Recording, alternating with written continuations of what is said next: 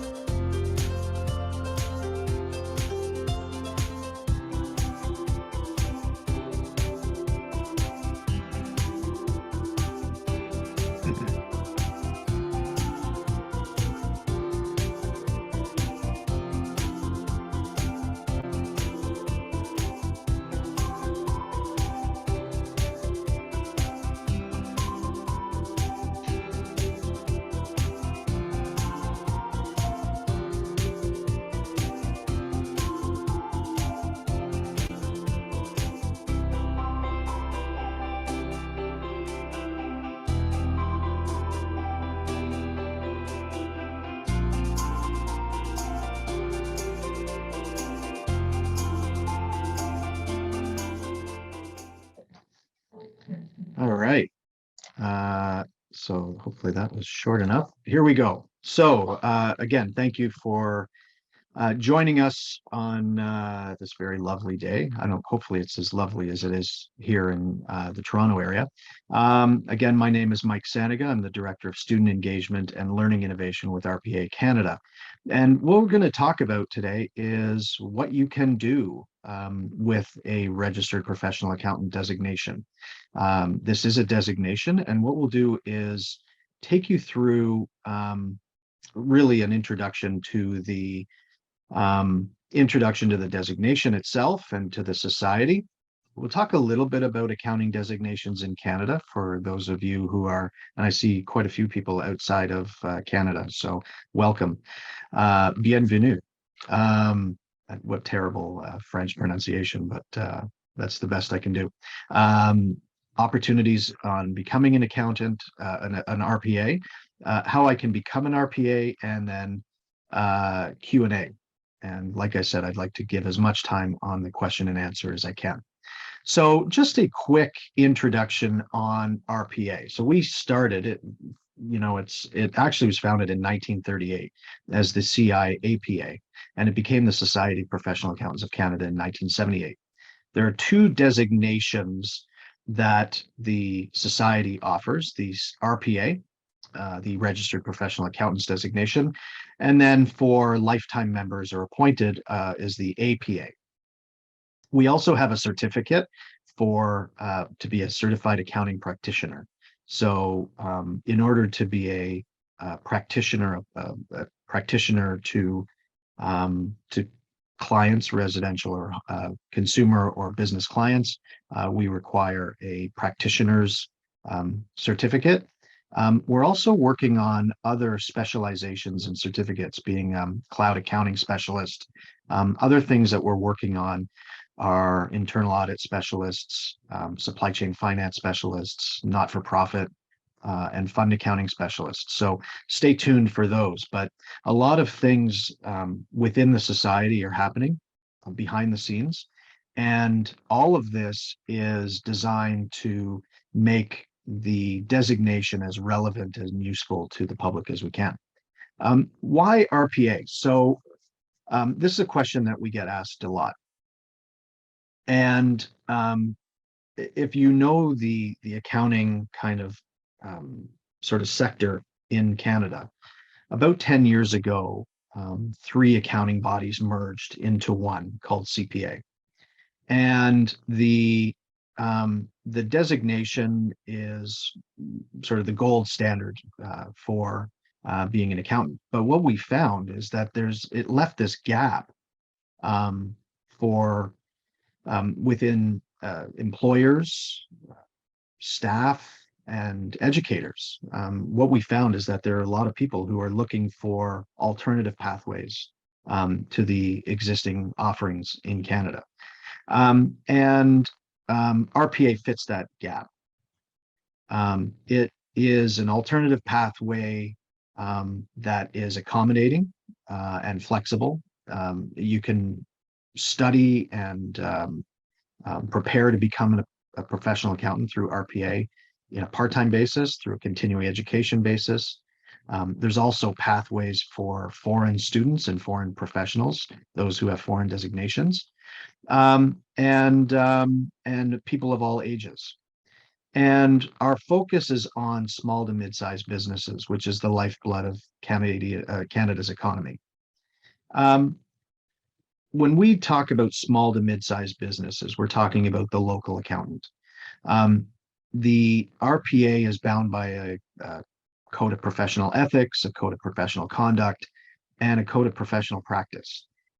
So what we want to sort of emphasize is the fact that this society is here to not just provide people an alternative pathway, but it's also for its members, but to also provide an alternative pathway for people who are looking for professional accountants, and to make sure that the people that they're dealing with are of the highest quality.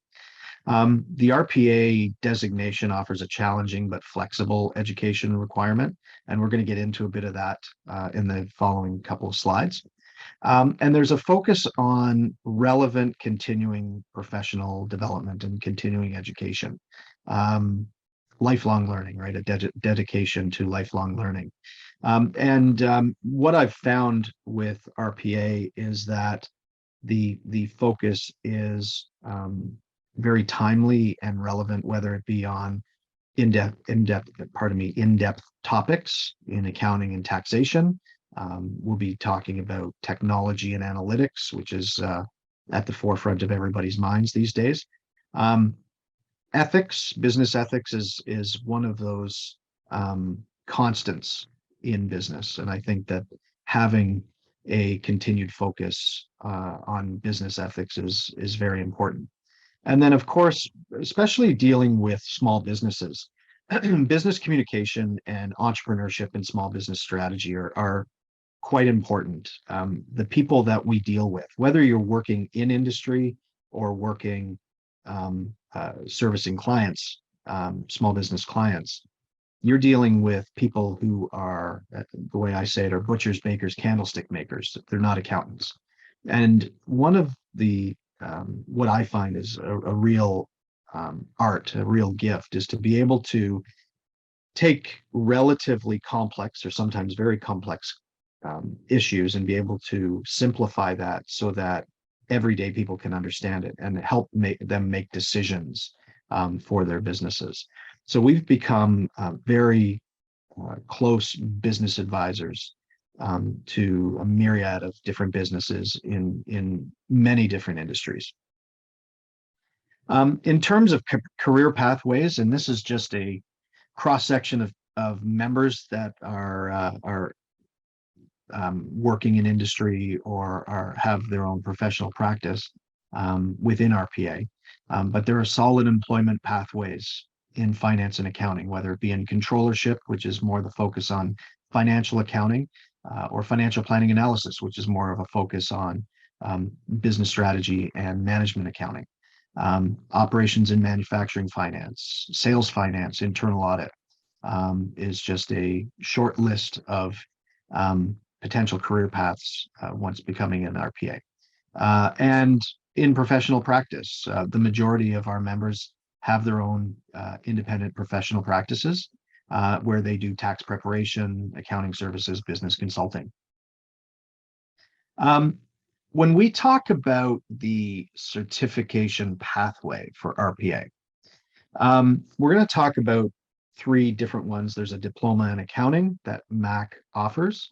There's a diploma or degree pathway if you already have a diploma or degree. And many of you may have foreign designations or may have been educated internationally. And all of these are pathways that are feasible and practical through RPA. Ultimately, there are 5 kind of themes or subject areas that RPA will focus on: financial accounting, of course, and management accounting, taxation. Business foundations is a kind of an area of all those other courses that help to solidify or provide that business foundation underneath your accounting knowledge. So things like economics and corporate finance and business communications, those types of things. So we've got those, and then technology and analytics. Of course, technology and analytics is at the forefront, as I had mentioned before, of everyday life, and particularly everyday business life. So we wanted to make sure that that was, one of our core pillars, because you're going to be, as an accountant, you're going to be helping clients. You're going to be working with your employers to help, work through it, which is in a lot of cases very muddy situations from an informational perspective. So to be able to capture data, to be able to analyze data, and then be able to provide solid recommendations on that data is part and parcel to what an RPA does.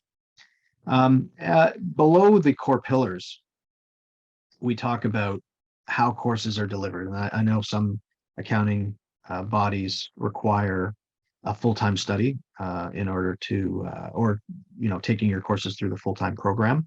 But RPA is much more flexible and accessible this way, where you can take courses on through an accredited degree or diploma program, or take them a la carte in an accredited post-secondary institution through continuing education part-time, or certainly you can go through the full-time program.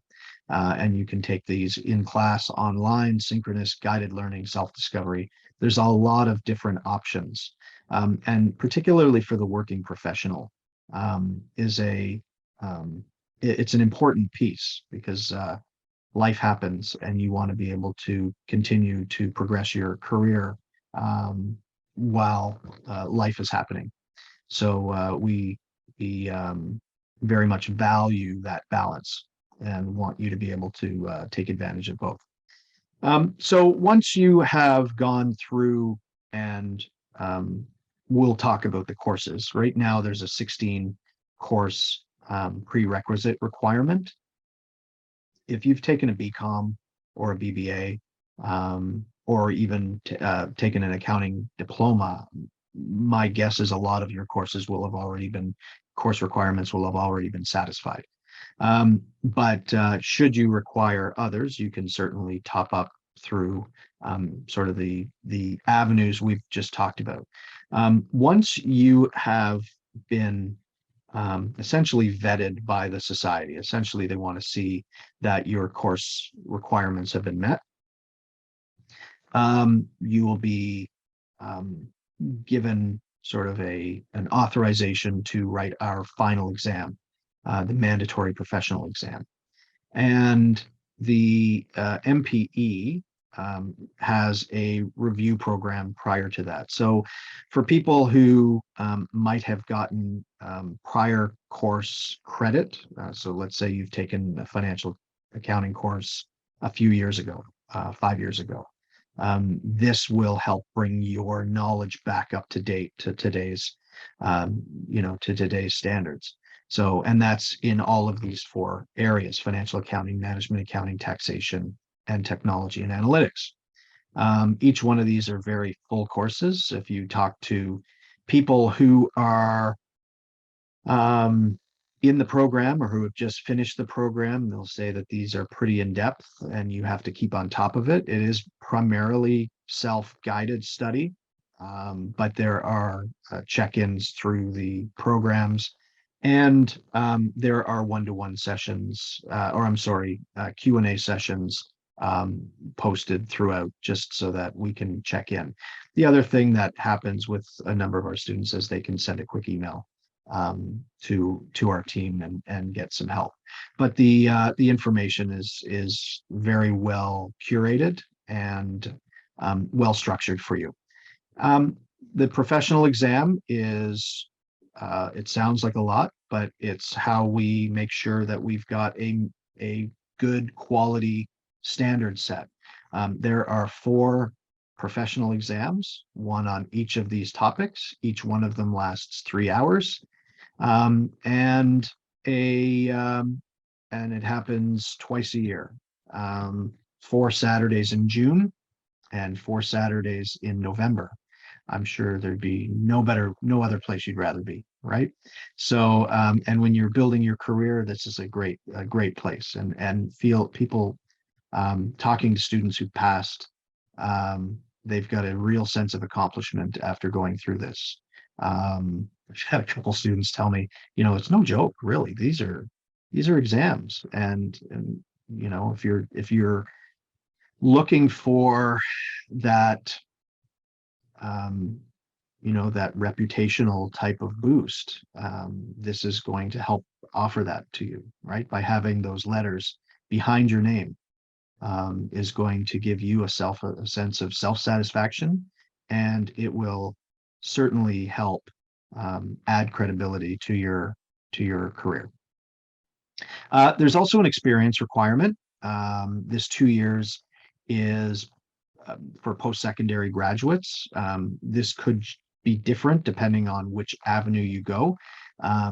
And what I would suggest is, if you're interested in understanding more about that, to reach out to our office, and they can give you a more fulsome description of what you require given your individual situation.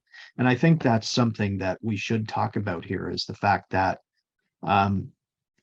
RPA is very accessible and very flexible.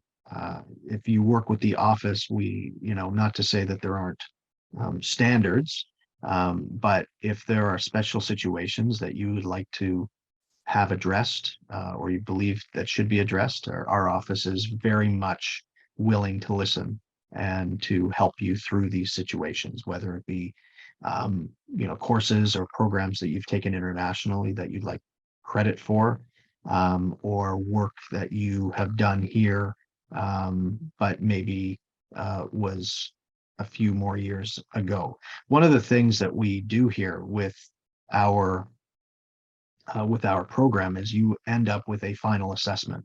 So it's great that you've got all this education from prior lives, but ultimately you have to pass the final mandatory professional exam in order to go to the next step with RPA. And then, of course, we've got, once you become a full-fledged member of RPA, you will need to sort of meet the CPD requirements, the Code of Professional Conduct and our Code of Ethics. If you become a practitioner, you need to meet the Practitioner Code of Conduct, and those practice rules, and practically be subject to practice review periodically. And then of community involvement. One of the things, if you were to go to our website and review our vision and mission, we talk about this is a relevant, we want to be a perpetually relevant designation. And we want to instill what Zubair, our president, has sort of coined Canadian values.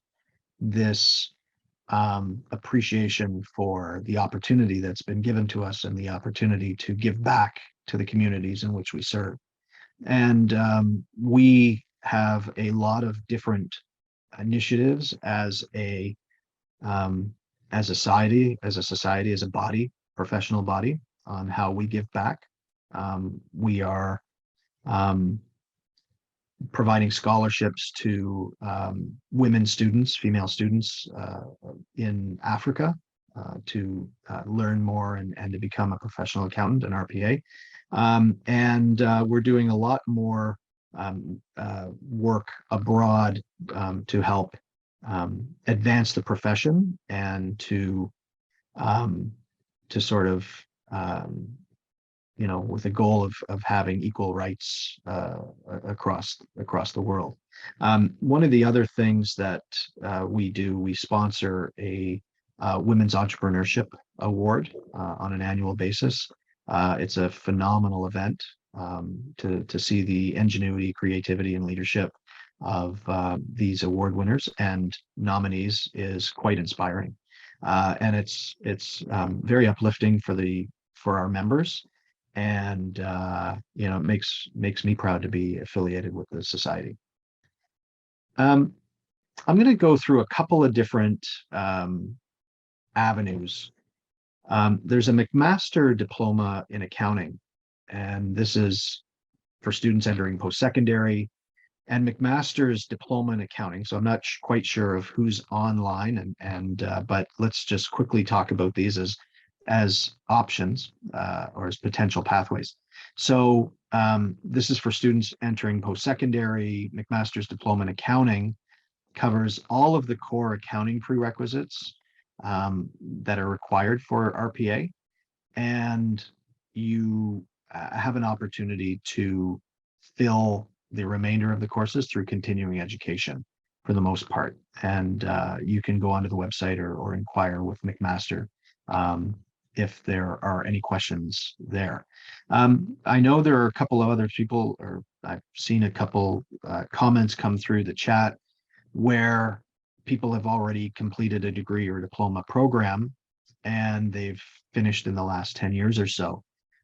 There may be an opportunity to top up your studies to obtain, to sort of meet the requirements for our prerequisite courses that weren't previously completed, particularly technology and data analytics. These are things that have been, or subjects that have been sort of brought in or introduced over the last 5 years.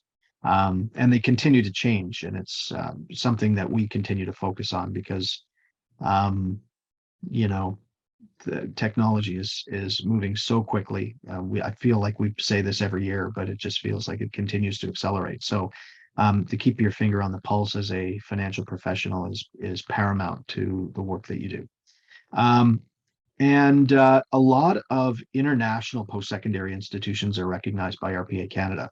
So you do need to satisfy the English requirement and take mandatory Canada-specific prerequisite courses, things that are very specific to here, law, in particular, Canadian business law, Canadian taxation, and then certainly data analytics. There's also an ethics requirement through our continuing education. And then we've got this other one here that I'll talk about is foreign accounting designation holders. So I understand that there are a few of you online as well. So some foreign professionals may qualify to be exempted from writing the mandatory professional exam. So if you are a CPA in another country, in many countries, you may be able to just simply take these 4 courses that you see below and qualify to become an RPA.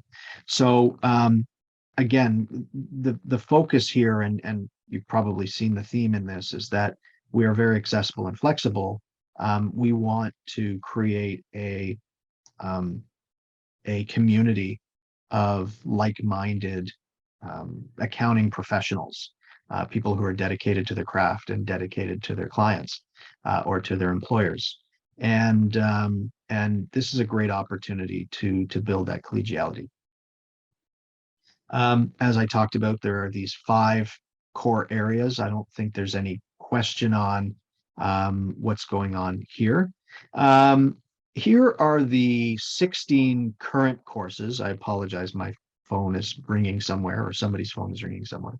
But when you look at these 16 courses, they are broken into 4 different themes. The sort of the basics or fundamentals, which are financial accounting, 1, we call it, intro management accounting, computer applications for business, and ethics and workplace skills.